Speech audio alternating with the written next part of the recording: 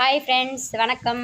Green and fair ஃபேமிலியை subscribe பண்ணிக்கோங்க. மறக்காமல் இந்த வீடியோவை லைக் பண்ணி ஷேர் பண்ணி கமெண்ட் பண்ணுங்கள். வாங்க வீடியோக்குள்ளே போகலாம்.